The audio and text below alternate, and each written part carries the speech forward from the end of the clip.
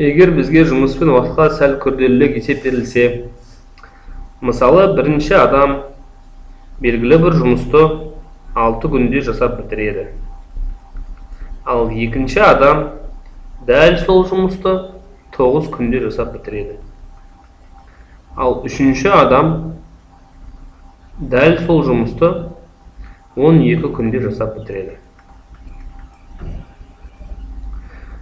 Егер сұрақ олар үшеуі неше күнде бітіреді деген сұрақ болса, олар үшеуі бірігіп неше күнде бітіреді деген сұрақ болса, онда ол өте қарапайым сұрақ болатын еді. Себебі бізде уақыт күнмен берілсе, онда біз бір күнде әрқайсысы қандай бөлікті жасайтын тауып аламыз.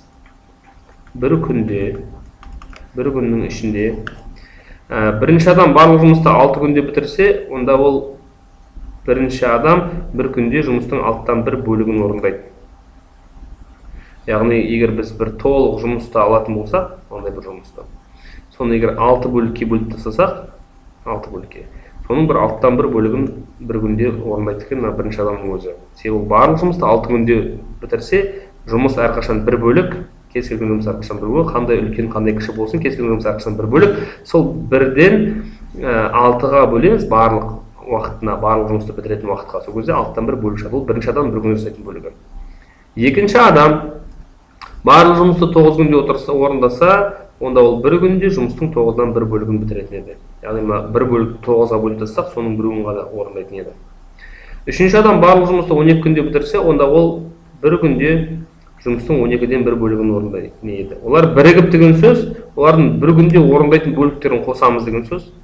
6, 9 және 12-нің ортақ бөлімі 36, 6-ға бөлсек 6-тан береміз, 9-ға бөлсек 4-тен береміз, және 12-ге бөлсек 3-тен береміз.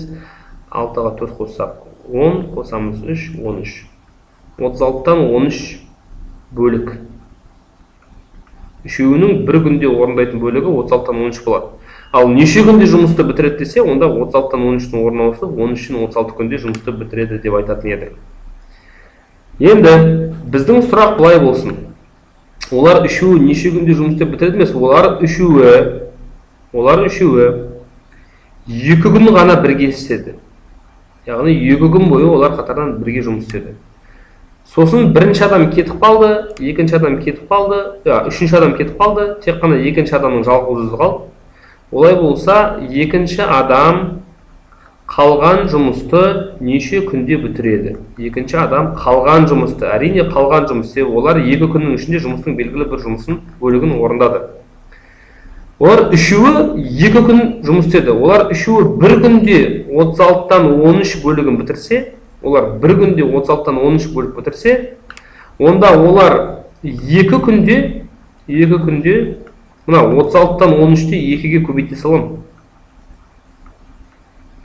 Сол кезде 2 мен 36 қысқарады да 18-ден 13 бөлік шығады. Яғни олар үшеуі қосылып 2 күн бойы жұмыс істесе, жұмыстың 18-ден 13 бөлігін бітіріп тастайды. Үшеуі қосылып 2 күнде, яғни бірінші адам, екінші адам, үшінші адам қосылып 2 күнде жасайтын жұмыстың қорытындысы 18-ден 13 бөлік.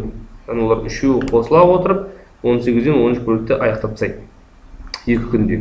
Содан кейін бірінші адам кетеді, үшінші адам кетеді, екінші адам жалғыз өзі қалады. 18-ден 13 бөлігі бітсе, бір жұмыстың 18-ден 13-і бітсе, қаншасы қалғаны? Ол болса, 1-ден 18-ден 13-ті азайтып бастаймыз. 1-ден 18-ден 13-ті азайтып болмай, 1-ді 18-ден 18 деп аламыз, 18-ден 18-ден азайтамыз, 18-ден 13-ті шығады 18-ден 5 бөлік. Ол қандай бөлік? Ол қалған бөлік. Ол кімге қалған бөлік? Ол екінші адамға қалған бөлік, 2-ге қалған бөлік. Енді екінші адам барлық жұмысты 9 күнде бітіреді. Егер мына жұмыс толығымен жасалмай тұрса, онда екінші адам осы жұмысты орындау үшін 9 күн уақыт құртады. Бірақ оның алдында қалған бөлік 18-ден 5 бөлік қана. Егер ол барлық жұмысты 9 күнде бітірсе, мынаны неше күнде бітіреді дегенде қарапайым пропорциямен шығара салуға болады. Егер бір бөлік жұмыс, барлық жұмыс бір бөлік жұмыс. Бір бөлік жұмысты екінші адамымыз 9 күнде бітірсе, онда мынау қалған бөлік оған алдында жасау керек қалған бөлік 18-ден 5 бөлік. Неше күнде бітіреді деген пропорциямен шығара салуға болады. Ол үшін x табу үшін 9-ды 18-ден 5-ке көбейтемін да 1-ге бөлемін. Әр қашан ол пропорцияны құрмас үшін екінші адамның бір жұмысты орындайтын уақытын, яғни жалғыз өзі барлық жұмысты 9 күнде орындаса, онда қалған бөлікті осы 9 күнге көбейте саламын. 18-ден 5-ті 9-ға көбейте саламын. Пропорциямен шығарсам да дәл солай шығады. Сол кезде мынарда күн шығады. Себебі 9 күн болса, 18-ден 5-ті 9 күнге өткенде 2-ден 5 күн. 2-ден 5 күн деген 2,5 күнде бітіреді екен. Яғни біз әрқайсысының бір күнде жасайтын бөліктерін таптық. Оларды қосқанда үшеуінің бір күнде жасайтын бөлігін таптық, 36-тан 13. Үшеуі 2 күн жұмыс істегендіктен ол бір күнде жасайтын бөлікті 2-ге көбейттік, 36-тан 13-ті 2-ге шығады, 18-ден 13 бөлік. Ол үшеуінің уже жасап аяқтап тастаған бөлігі. Әр жұмыс бір бөлік болса, бірден мына аяқтап тастаған бөлікті азайттық, бірден 18-ден 13 азайттық, 18-ден 18 деп алдық бірді, азайтамға 18-ден 13 шықты, 18-ден 5 бөлік. Бұл екінші адамға қалған бөлік. Сол екінші адам барлық жұмысты 9 күнде аяқтаса, онда 18-ден 5 бөлікті неше күнде аяқтайтын білу үшін барлық уақытты осы қалған бөлікке көбейте саламыз, шығады 2,5 күн. Немесе мына пропорциямен дәл солай шығады. Яғни жұмыс пен уақытқа берілген күрделі есептерді осы әдіспен шығаруға болады.